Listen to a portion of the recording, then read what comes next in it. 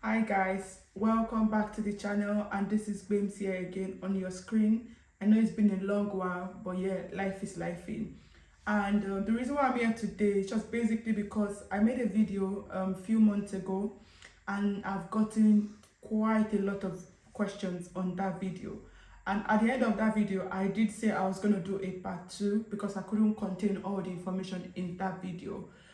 If you're wondering what that video is, I'll definitely link it somewhere here.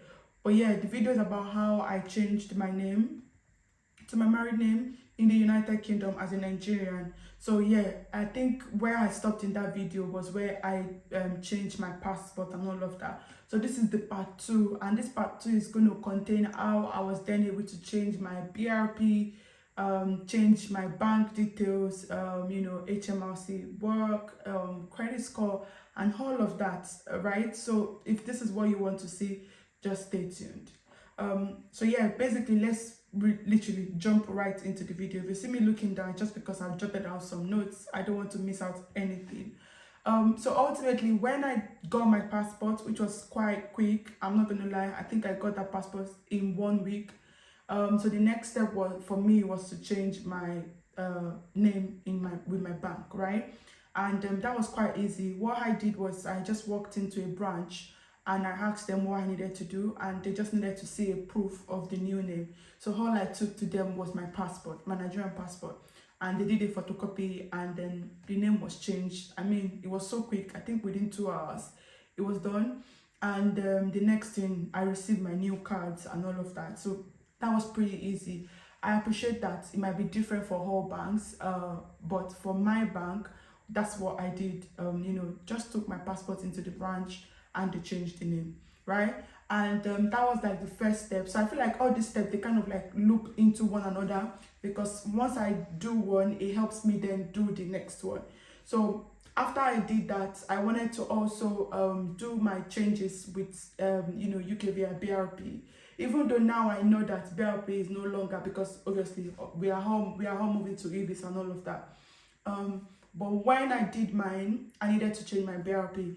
And when I went on the gov.uk website, it asked me for a lot of evidences, such as your bank statement, I think HMRC, your pay slip or something like that.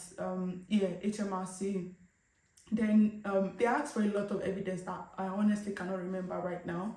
But I know that I needed to do every other bit for me to be able to change my BRP. So what I did was, now remember I have my bank details changed already, so that's on the side. So I needed to change my details with HMRC.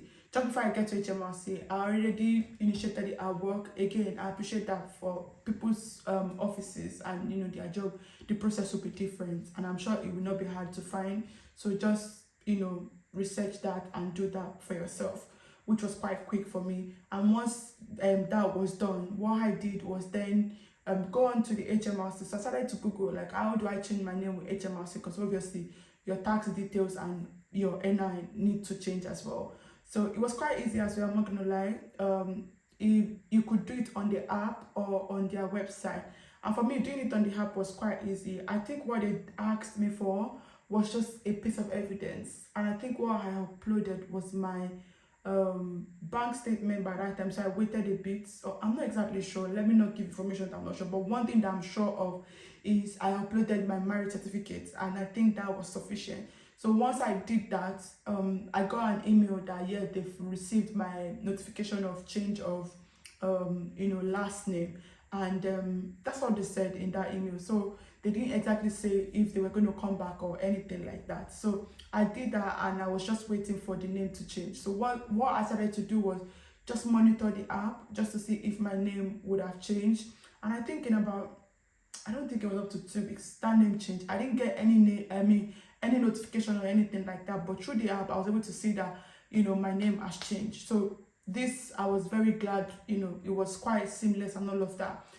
So now bank has changed, HMRC has changed, then I can go ahead to do my BRP. Again, I'm cautious of the fact that you no longer need to do BRP, right? But when I did I needed to submit all of those evidences. So by the time I was ready for my UK visa, I already have payslip that carries my new name, I have bank statement, I have my HMRC details that carries my new name. So this, and then with my marriage certificate, this were the document that I uploaded. And then I had to go for biometrics as well, which I paid for. But good thing now is you don't need to do all of this. In the era of this e-visa, what you need to then do is, I'll put a screenshot on the screen. All you need to do is, if you haven't registered for your e-visa, you need to register, and then you'll be able to change your details. But if you have registered, all you need to do is go on there and change your details.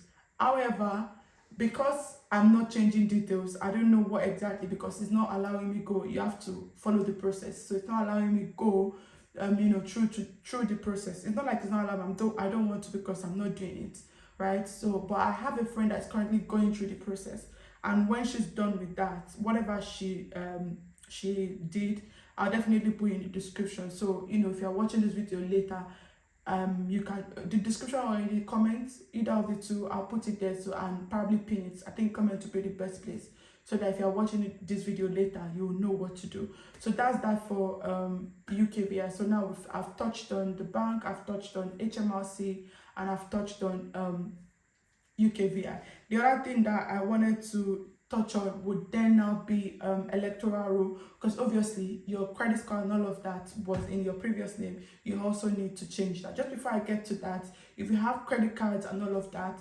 again, it differs. So the credit card that I have, one of them said all I needed to do was just mail the photocopy of my marriage certificate to them so I sent it through Royal Mail and write a letter asking for my name to be changed, and that's what I did. I literally did that, and they changed it, and they sent me an email when they received it and when it was done. But the other one asked that I certify my marriage certificate. So it's either I send them the original and then they send it back to me, which I didn't want to do, or I do a photocopy, then I get like a solicitor or a police officer to notarize it that yes, they've seen the original copy. Then I write a letter as well and send it to them. So if you have all these like solicitors on your streets, they'll be able to do, not all of them, but they'll be able to do that for you. So two different processes that I went through, and then that was changed. And ultimately then I needed to, because now when I did all of that, because obviously this feeds into my credit score, I completely forgot about electoral rule. So I then got like a notification. If you use Clear Score, my score reduced, and I checked and I was like, oh, you're not registered on the electoral roll. And that makes sense, because now my new name has gone into feed into my credit score. So that brings me into credit score. So I googled it, and what I saw online was you do not need to do anything to change your name on your credit score. It automatically feeds into that loop, because they report every month, so it automatically goes into that.